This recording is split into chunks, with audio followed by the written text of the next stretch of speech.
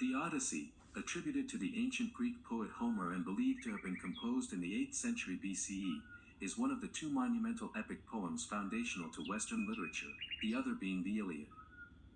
It follows the arduous journey of the hero Odysseus as he returns home from the Trojan War, facing divine wrath, mythical creatures, and internal strife along the way.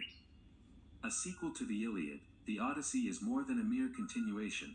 It is a meditation on identity, endurance, and civilization, reflecting the tumultuous transformation of the Greek world across centuries of oral tradition.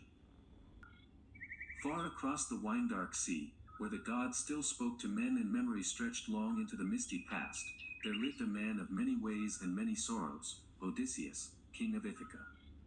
When the great war at Troy had ended and the Achaeans sailed for home, he alone was denied swift passage by the wrath of the sea god Poseidon, who brooded over the blinding of his son, the Cyclops.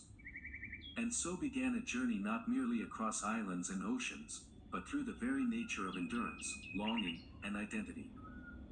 While Odysseus languished on the lonely island of Ogygia, held fast in the arms of the nymph Calypso, his house in Ithaca fell into disarray. There, suitors feasted upon his stores and courted his faithful wife, Penelope, who spun and unspun a funeral shroud to delay choosing among them. Their son, Telemachus, grown to manhood without the shadow of his father to guide him, remained uncertain of his place.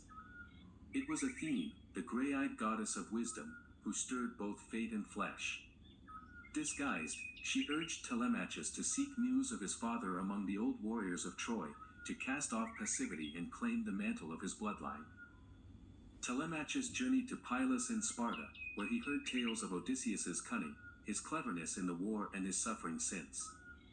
These accounts did not reveal the father's location, but they awakened something resolute in the son.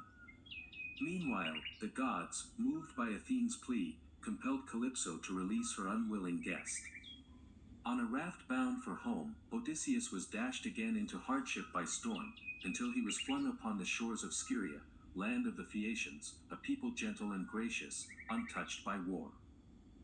There, with Nausicaa's kindness and King Alcinous's hospitality, Odysseus was drawn into the warmth of civility once more. At the king's feast, bards sang of Troy and the hero wept.